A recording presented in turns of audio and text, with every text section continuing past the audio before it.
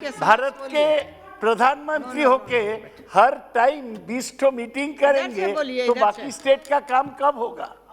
तो मोदी है तो कुछ भी मुमकिन नहीं है। उनका हारना है, इसलिए बार बार जाना है। बार बार जाएंगे, ज्यादा हारेंगे। It would be good if the finance minister was here, but somehow or other I find that even during the budget discussions, she is not here most of the time. Of course, her very competent Minister of State, Anurag Thakur, is there. He can reply to us, but we would have felt happy if the finance minister had stayed and listened to our problems. Madam, before I go to the supplementary demand for grants, on which our earlier friend did not speak much on the supplementary demand. He spoke on the Krishna Leela in Manipur and Parshuram Kundu in Kund in Arunachal Pradesh, but that's all right.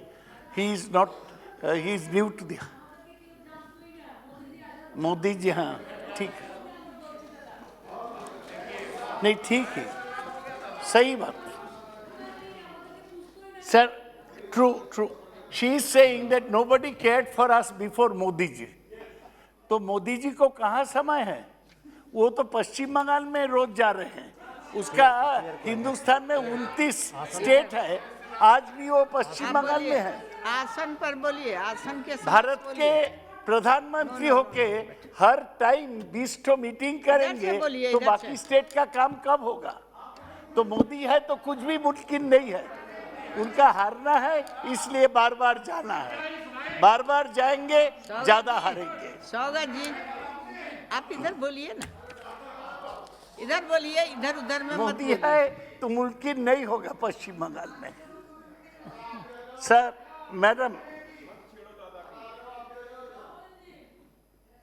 Madam, you know, I find that this government is a cruel government. There can be many governments. लेकिन ये एक तो सरकार है जिसको कोई सहानुभूति नहीं है. सारा देश के महिलाएं तड़प रही है गैस का दाम से. एलपीजी सिलेंडर अभी 845 रुपया हो गया. एक भी बात नहीं बोलता कोई प्रधानमंत्री से लेके कोई मंत्री कि कब गैस के दाम कम होगा. इस बजट में भी madam finance minister 2.5 per litre on petrol agriculture and infrastructure development cess लगाया और 4 रुपया पर लीटर ऑन डीजल लगाया. What can be more cruel? Petrol is selling at 91 rupees per liter. Diesel is selling at 84 rupees per liter. How will the country progress? Not one word from the Prime Minister or the Finance Minister. Sir, we are in a very bad situation. As you know, the Finance Minister spent last year. The fiscal deficit went up to 9.5% of GDP. And this year, they are estimating that 6.8% will be the fiscal deficit. How can the country's economy survive under this condition? Madam, this government is called the Bechu Babu का सरकार, जो सब बेच रहे हैं. पंडित नेहरू, इंदिरा जी जो nationalise sector बनाया, ये सरकार उसको बेचना शुरू कर दिया. 2 बैंक बेचेंगे. सारा देश में बैंक स्ट्राइक हो गया. सब बैंकिंग ऑपरेशन बंद हो गया. सरकार का कोई होश नहीं है. एक इंश्योरेंस कंपनी नेशनलाइज बेचेंगे, उस पर भी आंदोलन चल रहा है. कोल में 100% FDI लाएंगे. रेल को एक ट्रेन को बेच देंगे. ट्रेन का नाम होगा Ambani express, Adani express. Airport बेच देंगे. LIC का IPO बाजार में आ गया, life insurance corporation of India का. तो क्या रहेगा सरकार के पास? जितना सरकार का प्रॉपर्टी है, एयरपोर्ट बेचेंगे, कौन लेगा? अडानी लेगा। अगर बीएसएनएल भारत संचार निगम कोलैप्स कर जाएगा, किसको नाफा होगा? अंबानी को, जो जियो चलाता है। तो ये जो हो रहा है देश को, ये देश को बेच देंगे।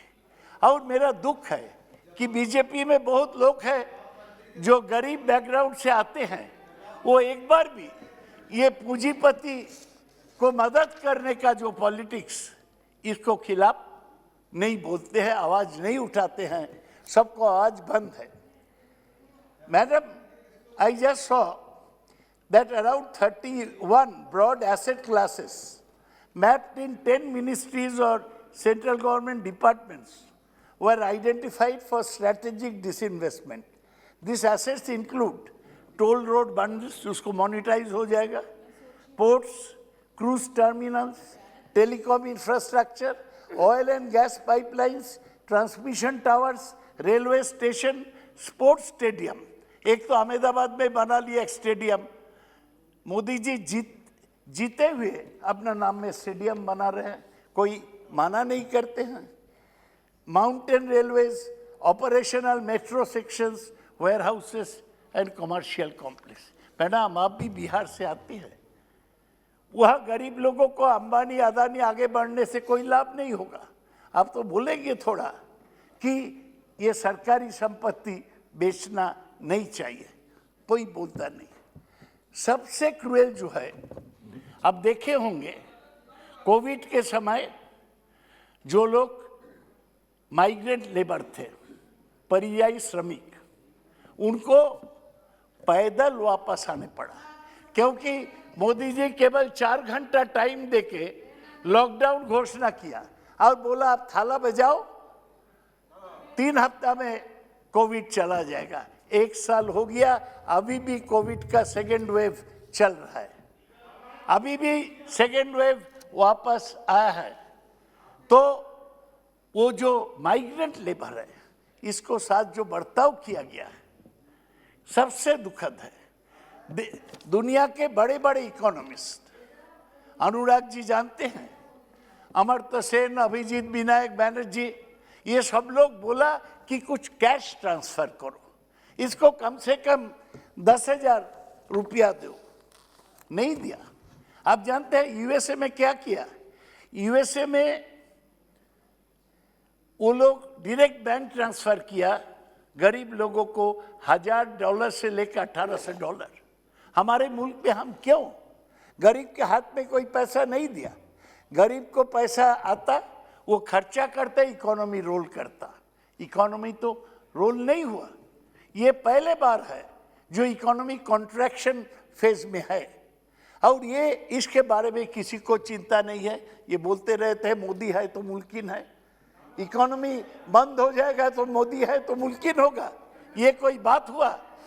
आप जमीन पर जहाज चला देंगे, मोदी है तो मुमकिन है?